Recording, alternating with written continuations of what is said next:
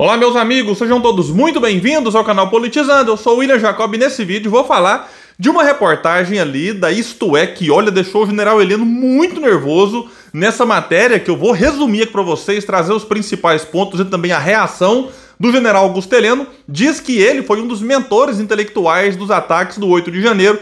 Ele desmontou, segundo consta, a estrutura de segurança que permitiria garantir a integridade da presidência e era a grande referência militar para os grupos extremistas. Seu papel será julgado pelo STF, junto dele mais dois outros generais que foram ministros de Bolsonaro. E o general Heleno, vou falar aqui depois, era um desses militares entreguistas que estavam lá fazendo parte desse governo que se dizia patriota, mas que na verdade deveria envergonhar os verdadeiros patriotas. Ele não gostou do que foi divulgado, então vou falar sobre isso, mas antes eu quero agradecer. Nós alcançamos a marca de 129 mil inscritos e estamos aí nos aproximando dos 130 mil. E se você chegou aqui e não está inscrito e puder, se inscreva, ativa aí o sininho das notificações. Se assistir esse vídeo e gostar, mas só se gostar, manda o joinha pra cima, se não gostar faz parte, manda o joinha pra baixo, comenta, compartilha. Tudo isso é muito importante para que o nosso trabalho chegue em mais pessoas que, assim como nós, lutam por um Brasil melhor. Bom, pessoal, vou começar aqui com o chilique do general Augusto Heleno e depois explico o motivo e vocês vão avaliando aí ao longo do vídeo se ele tem razão ou não e, claro, comentando aqui embaixo. Disse ele, então, no seu Twitter: a revista Isto É publicou uma reportagem totalmente inverídica na edição de 17 de fevereiro de 2023. Disse ele: nunca fiz nada ilegal e a partir de 1 de janeiro de 2023 desliguei-me totalmente do GSI. A narrativa criada por ela é mentirosa, uma ficção do mais baixo nível. Vou processar os responsáveis. Bom, general, aqui a questão não é o que você fez depois do dia 1º de janeiro, é o que você fez antes. É o que vai trazer aqui, por exemplo, eu vou dar uma resumida, mas eu vou deixar o link, né, de toda essa reportagem aqui para quem quiser ler na íntegra, enfim. Mas a matéria diz que os inquéritos sobre os ataques de 8 de janeiro exibem números impressionantes. Dos 1.398 presos, a Procuradoria-Geral da República, PGR, já denunciou 835.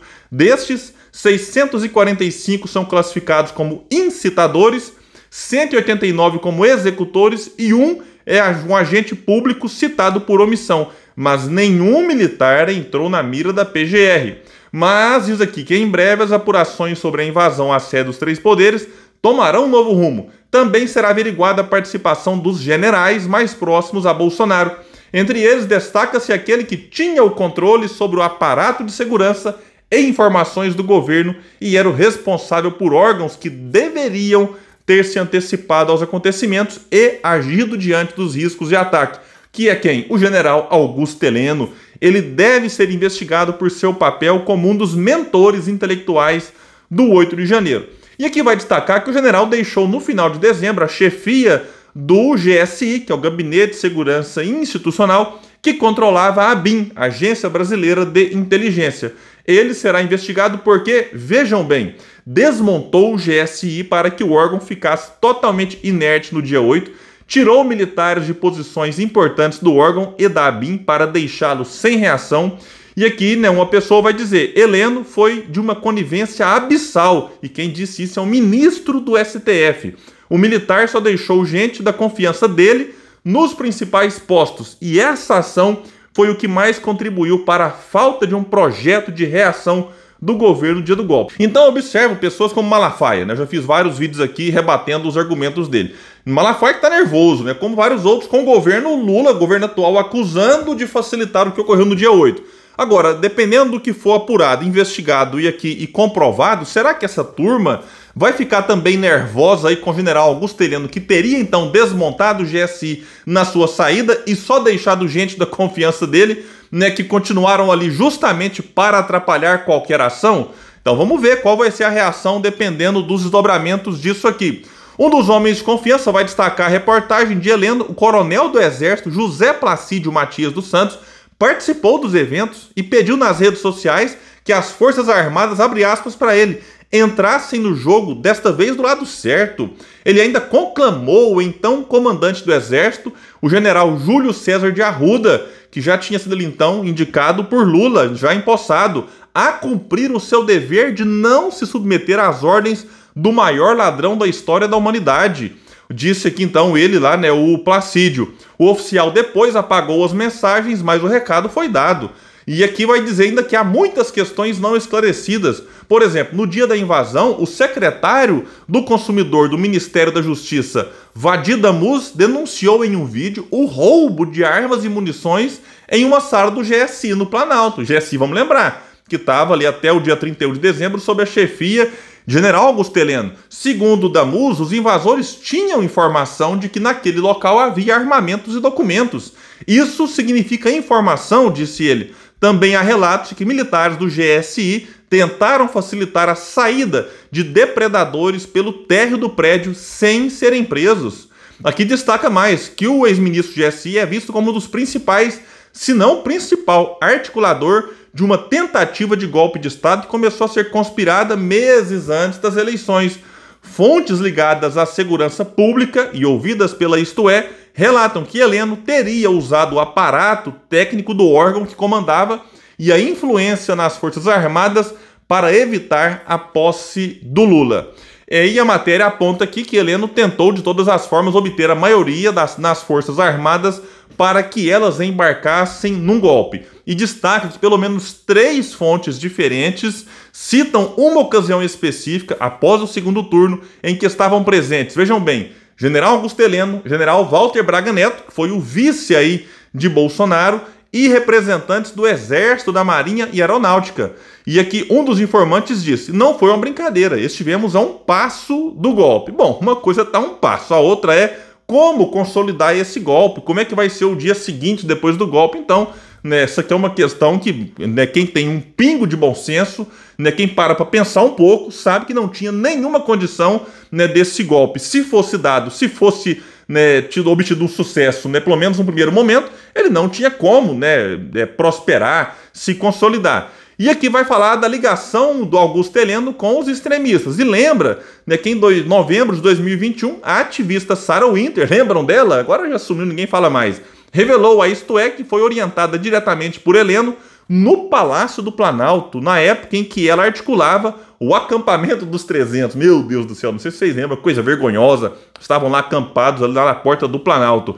Ele, o Heleno, pediu para deixar de bater na imprensa e no Rodrigo Maia e redirecionar todos os esforços contra o STF, disse ela.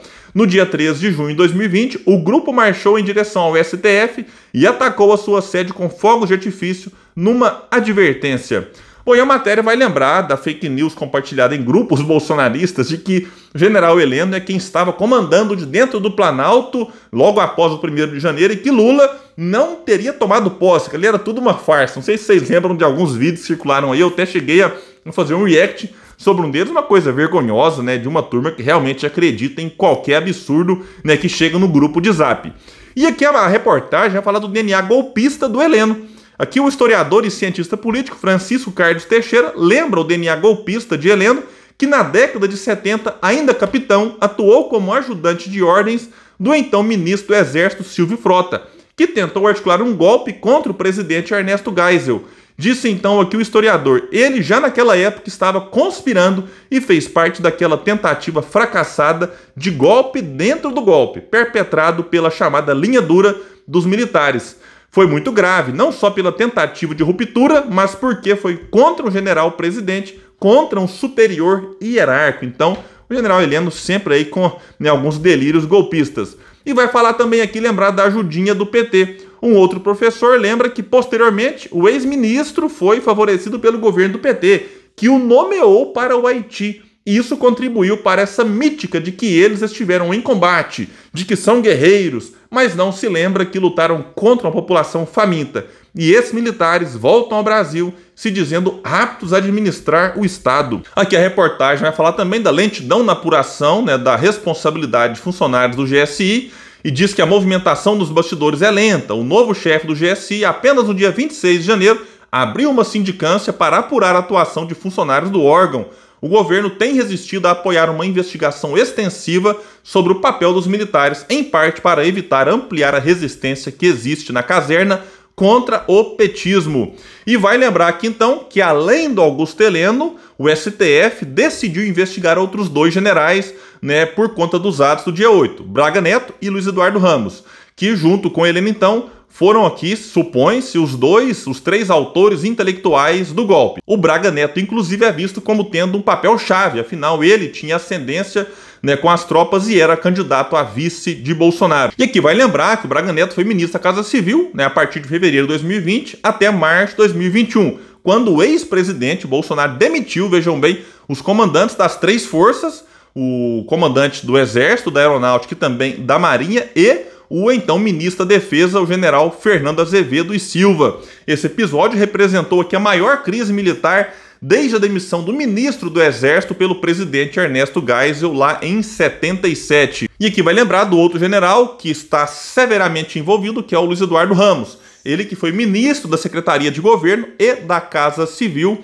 além de ter sido secretário aí geral da presidência até dezembro do ano passado e era amigo próximo de Bolsonaro desde os tempos da Academia das Agulhas Negras, lá nos anos 70. E os três generais, segundo ministros do STF, podem ser considerados os principais articuladores militares da tentativa de golpe de Bolsonaro. Então, como eu falei para vocês, o Heleno não gostou, deu chilique nas redes sociais, né? O Heleno também, que na campanha de 2018, eu me lembro, ele cantava todo alegre, né? Se gritar pega Centrão, não fica um, meu irmão. Depois estava lá, sentado no colo do Centrão, junto com Bolsonaro, né, que disse, inclusive, depois que era do Centrão, enfim. Mas teve gente lá na campanha, e até hoje, que acredita que a luta deles era contra o sistema, contra o establishment, contra a mamata, tudo conversa fiada, que enganou muita gente e continua enganando até hoje. Braga Neto não postou nada nas suas redes sociais desde o dia 1º de janeiro, General Ramos também não postou nada desde o dia 1º de fevereiro, então eles não se pronunciaram